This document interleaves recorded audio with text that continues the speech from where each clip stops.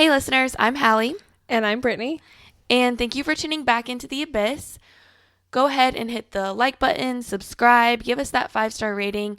We are really working hard to expand our audience, and we really need help from our listeners to do that. So go ahead and give us a rating. We would really appreciate it.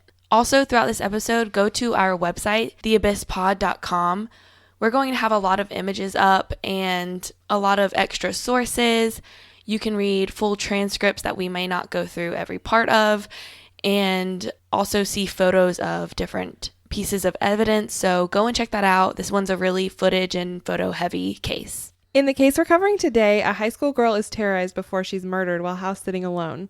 It doesn't take long to connect two of her classmates to the crime. They deny involvement until evidence of their depravity is found, and everyone finds out just how evil these two outcasts actually are. This is the case of Cassie Stoddart's murder. And we wanted to include a disclaimer on this episode. It's a very intense case. There's a lot of graphic detail and strong language, and it might not be suitable for everyone. So listener discretion is advised on this one. Also, I apologize. I'm feeling a little bit under the weather today, so I'm going to try and push through it as much as I can.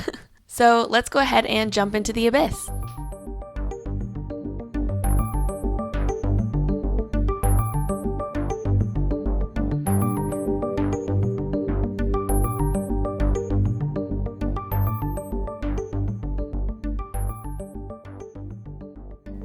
Cassie Jo Stoddart was a 16-year-old girl born on December 21st in 1989 in Pocatello, Idaho.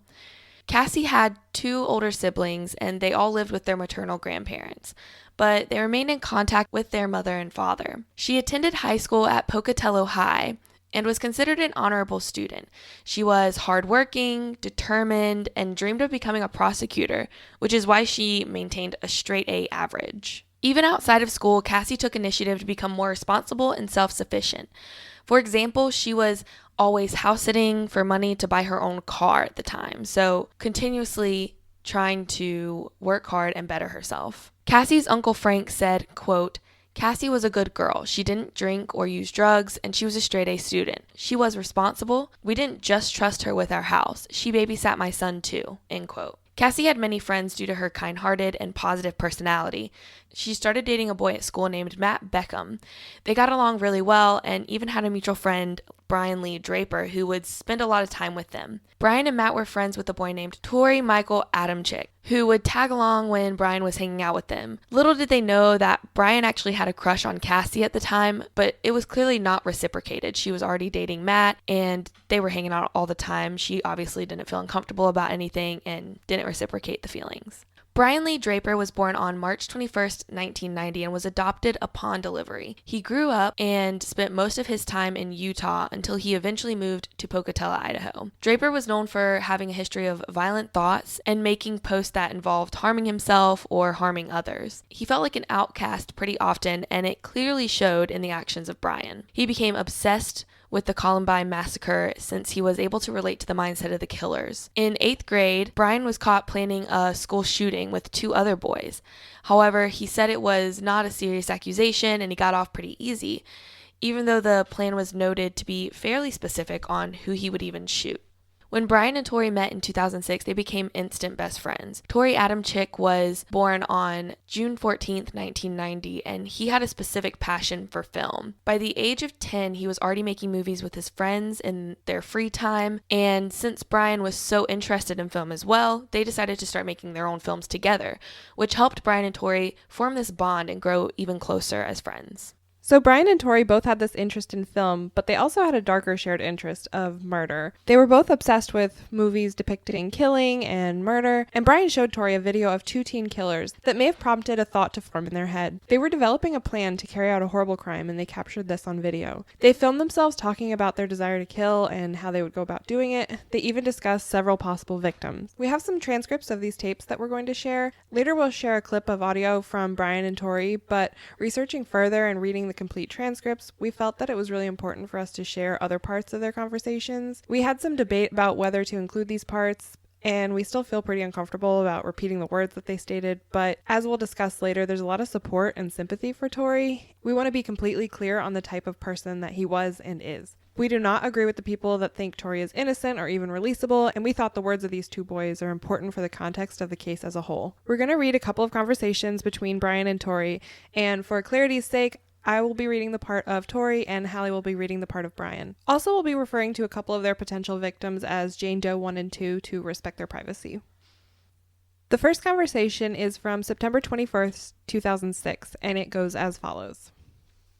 Brian said, quote, "We're at Jane Doe 1's house. It's clear out there in the pasture. We've already snooped around her house a couple of times, and she's not at home, so we're going to go to that church over there, and we're going to call a girl and a guy named Cassie and Matt. We're going to knock on the door. We'll see who is there. We'll see if their parents are home or not. If they are home alone, we will leave our way, and then we will come back in about 10 minutes. We'll sneak in through the door because chances are they're probably in Cassie's room. So we will sneak in the front door. We'll make a loud noise outside. And Matt will come out to investigate. We'll kill him, and we'll scare the shit out of Cassie, okay?" Tori then makes the chilling statement of, quote, "Sounds like fun."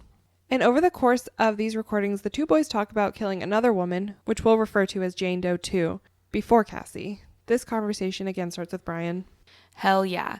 So we're gonna fucking kill her and her friends, and we're going to keep moving on. I heard some news about Jane Doe 2. She's going to be home alone from 6 to 7, so we might kill her and drive over to Cassie's thing and scare the shit out of them and kill them one by fucking one. Hell yeah." Why one by one? Why can't it be a slaughterhouse? 2 by 2 and 3 by 3, because we've got to keep it classy. It's gonna be extra fun. And in another part of the video, Brian even says, quote, "Murder is power, murder is freedom, goodbye." So this clearly shows that they've put a lot of thought into it. They've been planning this for a long time. They've been thinking about it a long time. And it just shows how twisted their minds were at the time. Yeah, it just really stood out to me how they had such a lack of sympathy. They really took it like a joke and talked about it so nonchalantly, and I don't really like that. No, and they were literally laughing about it, joking about it. It makes me cringe. Brian and Tori were at school on September 22nd, 2006, with their plan for murder on their mind. They decided to go up to Cassie while she was at her locker and record her, knowing that they were planning on murdering her that exact night. There is a photo from the footage on our website that you can see, and just thinking about the reason and the planning behind that picture from the footage, it's just chilling to look at. At 12:10 p.m., still at school, Brian and Tori recorded themselves sitting at a table writing down their plans for murdering Cassie. At one point, they think a teacher notices them and they try to seem innocent. However, they go back to plotting immediately after. Brittany and I are going to be reading another part of the transcript from this footage. Brittany will be reading as Tori once again, and I will be reading the part of what Brian said. Brian started with, quote, "Yeah, if you're watching this, we're probably deceased. Hopefully this will go smoothly and we can get our first kill done and then keep going. For you future serial killers watching this tape, I don't know what to say. Good luck with that. Good luck." Hopefully you don't have like 8 or 9 failures like we have. Yeah, we've probably tried maybe 10 times, but they've never been home alone, so. Or when they have, their parents show up. As long as you're patient, you know, and we were patient and now we're getting paid off because our victim's home alone. So we got our plan all worked out now.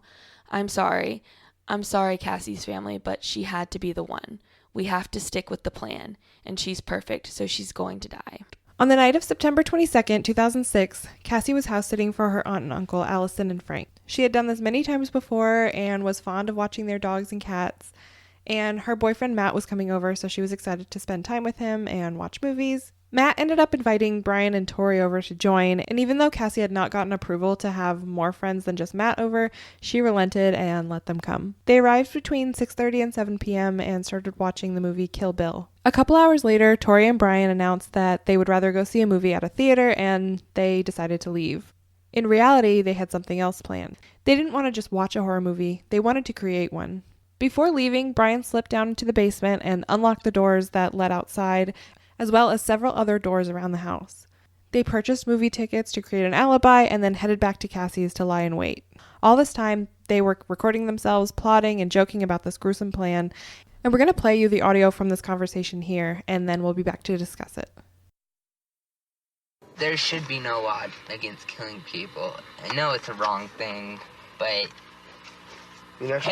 hell, you restrict somebody from it, they're gonna want it more.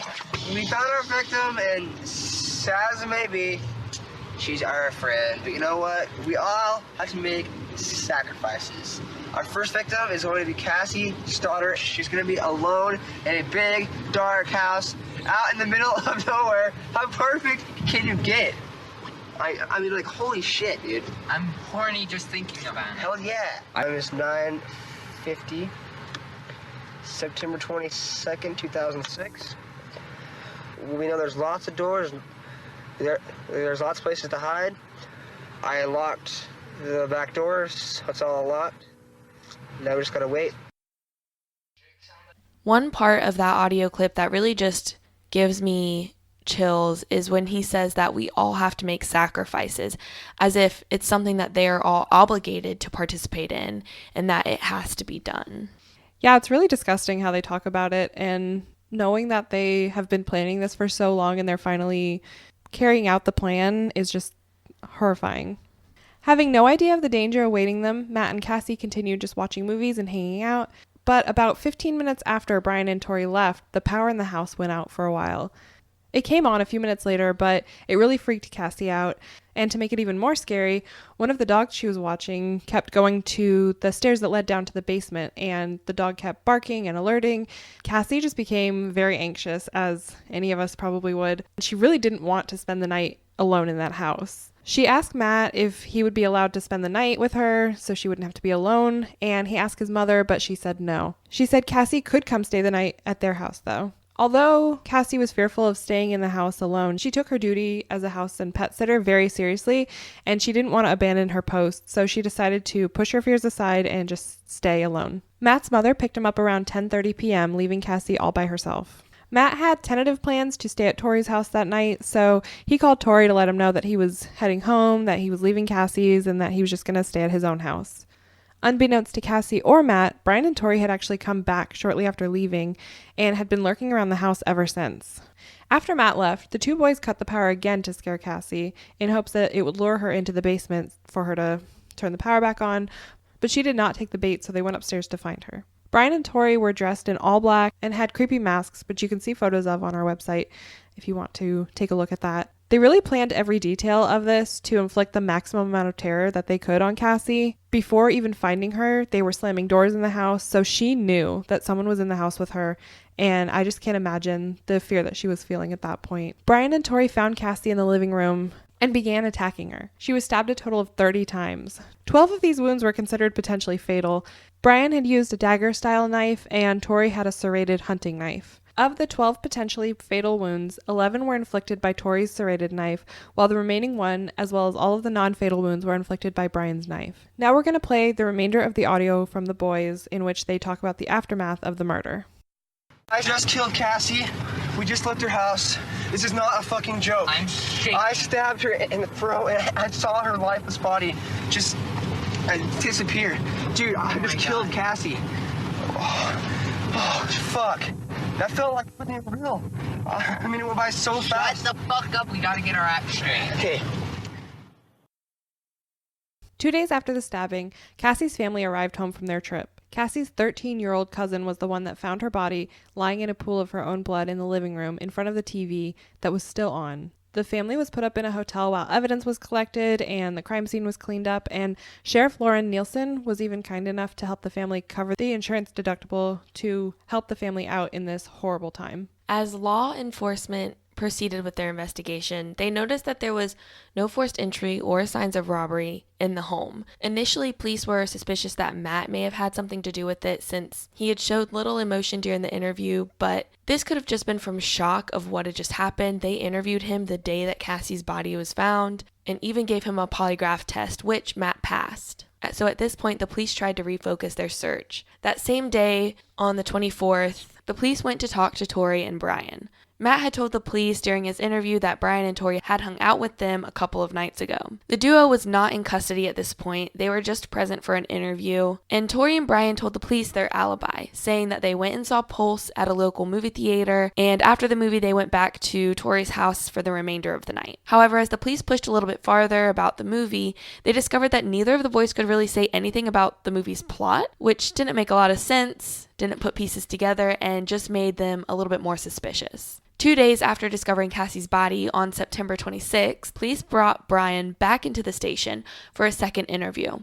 And it was at this time he was read his Miranda rights. During the interview, Draper told the same story he had 2 days before, but the officer wasn't buying it, and he made sure Draper knew that. He told him that he needed to tell the truth and that he knew everything he was saying was false. Draper then proceeded to change his story, saying that Tori and himself had really broken into some cars that night and were using the movie as an alibi. The officer listened to the story but still didn't buy any word that Draper was saying. Law enforcement knew that something was a little off about Draper, so they decided to go and search his home. They didn't have a search warrant, but Brian's parents consented to the search. The officers conducting the search were trying to find gloves or any other item that may be evidence against Draper. After ransacking the house, they only found one piece of quote-unquote evidence, which was a knife sheath without a knife inside. When this was mentioned to Draper, he played dumb and pretended that he knew nothing about this empty knife sheath in his home. The following day, on September 28, Draper was brought in to be interviewed for a third time,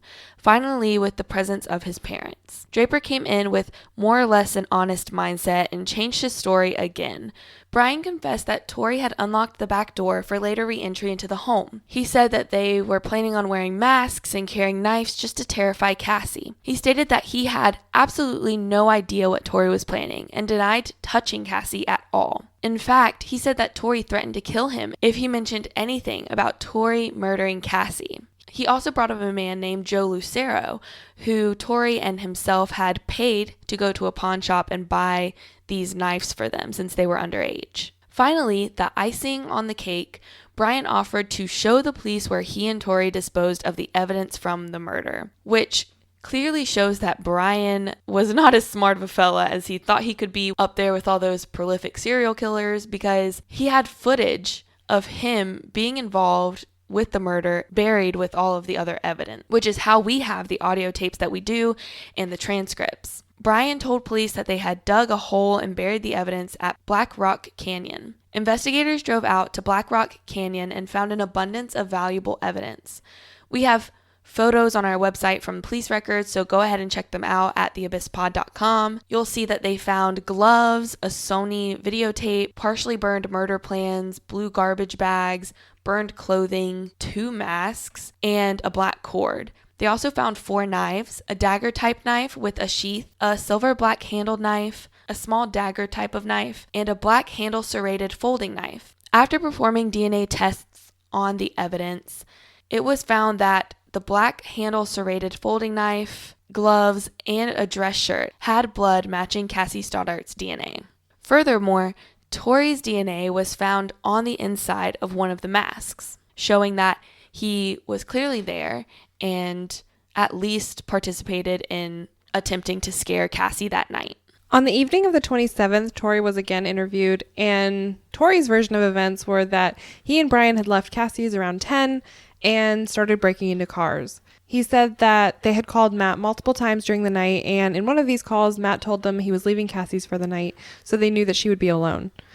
Tori claims he and Brian returned to Tori's house by 11:30 and did not leave the rest of the night. Police questioned this story because a witness had actually seen Brian and Tori buy matches at a local convenience store after this time. Tori kept trying to make excuses about where he was and what happened that night, but his story was falling apart pretty quickly. Police told him about the evidence that they found at the Black Rock Canyon site, and Tori admitted that the handwriting on the note that detailed their murder plans was indeed his. They pressured Tori to tell the truth, but he ended up asking for a lawyer and the interview ended. Tori was arrested that night along with Brian, and Tori's home was searched.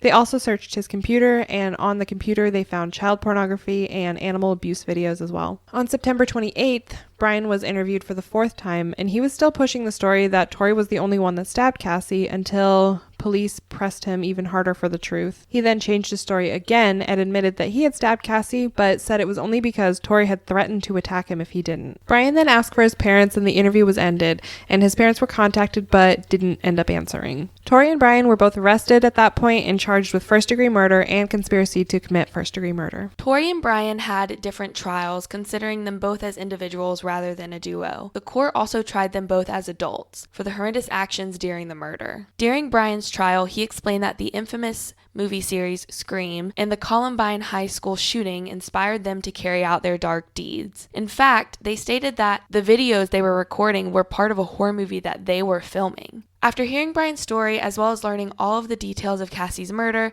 Brian was found guilty on April 17, 2007 for first-degree murder and conspiracy. Tori's trial then started the next month on May 31, 2007, and he was convicted on June 8th for the same charges. About 2 months later, on August 21st, Brian and Tori were both sentenced to life in prison without the possibility of parole for the murder of Cassie Stoddart, as well as 30 years to life for conspiracy. Judge Peter McDermott said he was completely convinced that the two would kill again if they were ever released. After being convicted, both boys gave a teary apology to the court. Brian Draper said, quote, "All I ask you is to give me the punishment I deserve for my part in this crime. That is the only way I will be able to find some sort of closure by getting what I deserve." End quote. Tori Adamczyk said, "I feel terrible for Cassie's family and my family and friends, and especially for Cassie. What happened to her was monstrous." End quote. Even in this part, Brian is more or less taking responsibility, saying, give me the punishment that I deserve for this, for my part in this. And Tori is saying, oh, I feel bad for Cassie and her family and friends, but he never says anything about his part in it or his responsibility for it at all. He just passes off the blame. Over the following years, Brian filed many appeals for a new trial, for an opportunity at parole, even to vacate his sentence, but all of these were denied for the most part. The only one he did succeed in was to vacate his conviction for the conspiracy charge. It was found that the jury had not received clear information during the trial, so a judge decided to vacate the sentence to give Brian another shot at a trial for that charge. But his murder charge stuck. Tori also filed appeals. He appealed on the basis of ineffective assistance of counsel, basically stating that his legal team didn't call necessary witnesses that would have changed the course of his trial. This appeal was denied. Then he filed for post-conviction relief, which was also denied. As sort of a last-ditch effort, he filed a writ of habeas corpus, which is something prisoners do when they've pretty much exhausted all of their options. In the 2012 case, Miller v. Alabama, the U.S. Supreme Court ruled that mandatory life sentencing without parole is unconstitutional for juvenile offenders, even for crimes such as murder. It was stated that youth had to be considered as a mitigating factor and urged those involved to consider that, quote, children who commit heinous crimes are capable of change, end quote. This only applied to cases moving forward until in another case in 2016, Montgomery v. Louisiana, it was ruled that this previous ruling would be retroactively applied to all cases. This decision brought hope to hundreds of offenders that they might someday be released. Among these cases to be reviewed are Brian Draper and Tori Adamczyk. This is an ongoing thing, so we could definitely see movement on it in the future, and we'll keep you updated if we hear any news about it. On November 25th, 2019, Judge Candy W. Dale denied Tori's writ of habeas corpus.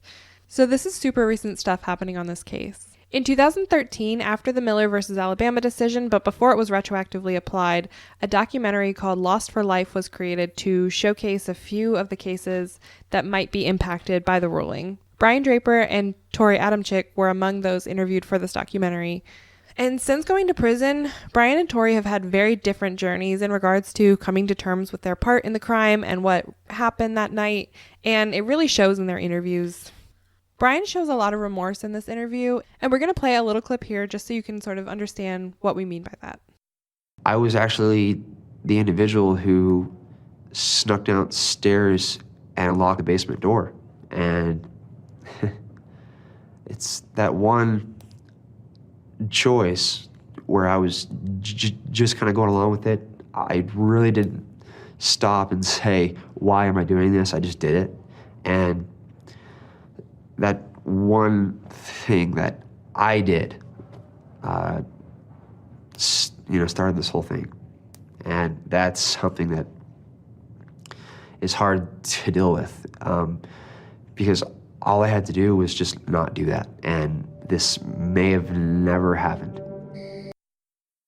So it seems like Brian really acknowledged that he made decisions that led to this awful crime happening and that he really could have stopped it. He takes responsibility. He says he feels intense guilt for what he did, and he seems pretty genuine about it. His parents feel a lot of guilt too for not realizing what a bad state their son was in, and they express remorse as well for not doing something sooner about it. Something else that stood out to me was Brian explaining an encounter he had when he first got to prison and how it sort of shaped his journey to acceptance. And we're going to play that now for you.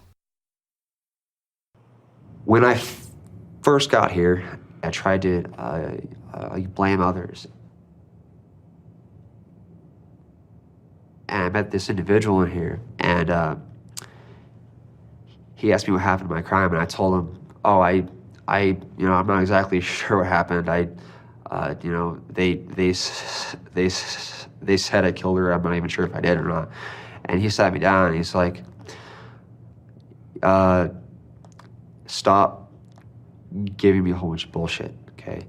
If you want my help, you have to completely be honest with me." And he taught me about how I owe a tremendous debt to Cassie Stoddart, and the only way that I can even start you paying that is to, first of all, tell exactly what happened to her, and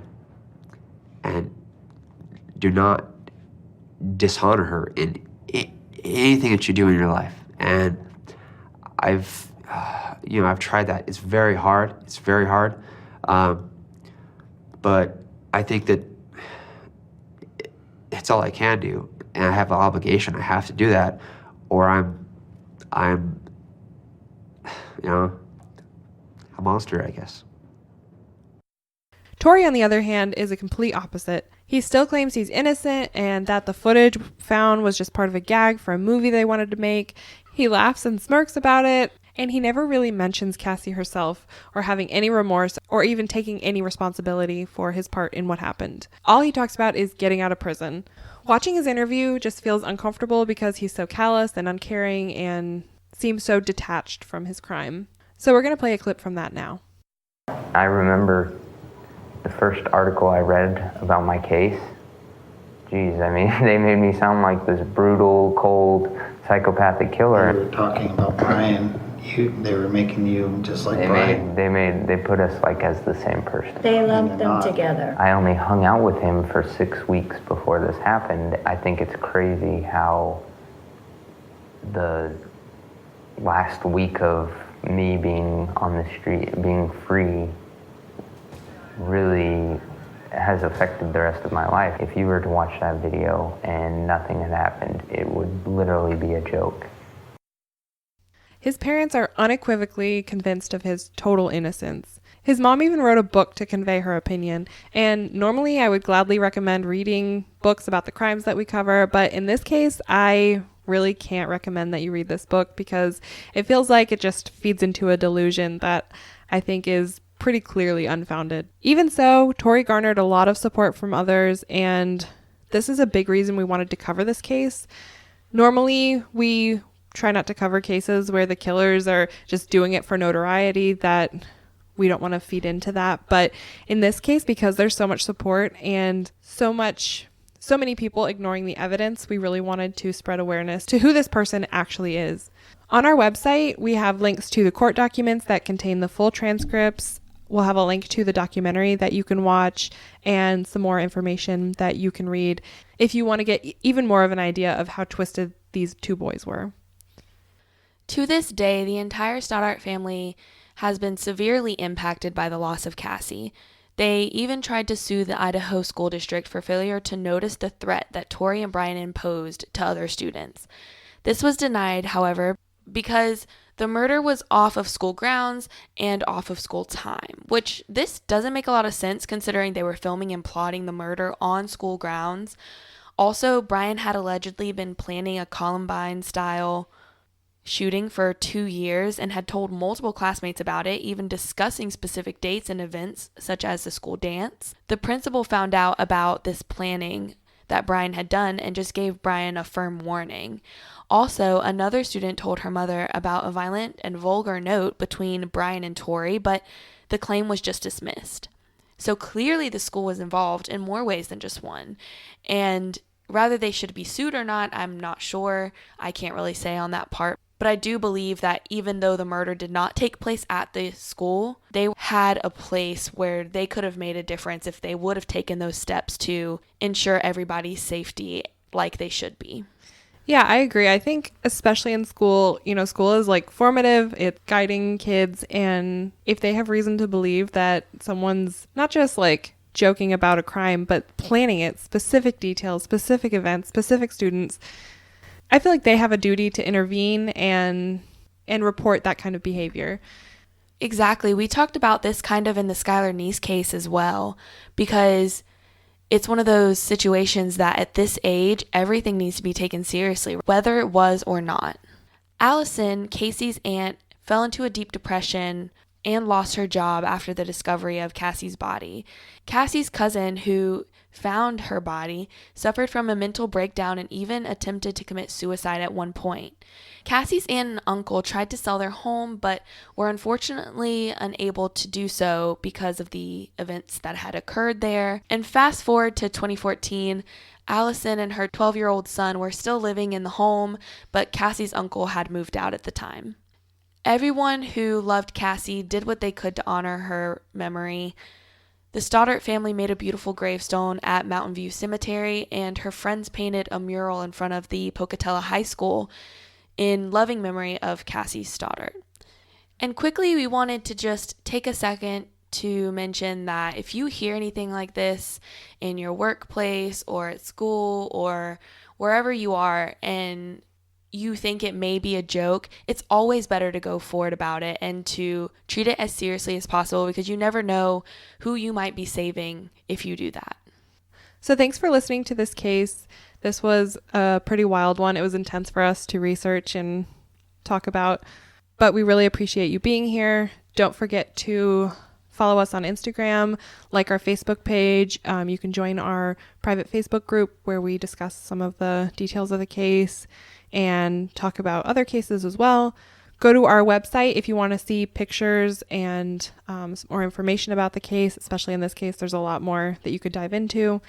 And please give us a 5-star rating if you would. It really helps us in the rankings and helps us reach more people. Also, don't forget to stay tuned for some bloopers that we have at the end of every episode. We just try to lighten the mood. We don't really make jokes about the case itself, but we do take some of our mess ups and tongue ties and put them in at the end. It leaves it on a little bit of a lighter note. Also, if you missed the last episode, we are starting a true crime book club where we will have an extra episode come out one Friday every month, and it's going to be starting in January. Our book for this first month is The Whisper Man by Alex North, and that book club episode will be going up on January 24th. So if you're interested, please join in. Go ahead and get the book. It's a really good one. We've both already read it, and it has a lot of ways that we can reference to true crime, so we're really excited to talk to you guys about it. Also, to hear your feedback. If you read the book and finish it before that episode, please shoot us a message. Let us know what you thought, any key points that you want us to mention, and we will definitely do that. So thank you for tuning in and for diving into the abyss with us this time, and we hope to catch you next time. Bye.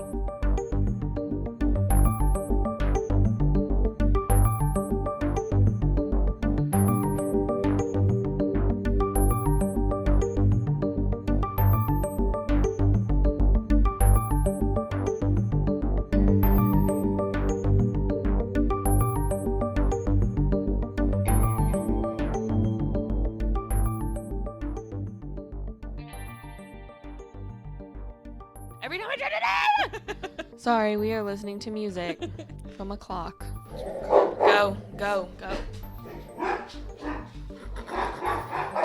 The police went to talk to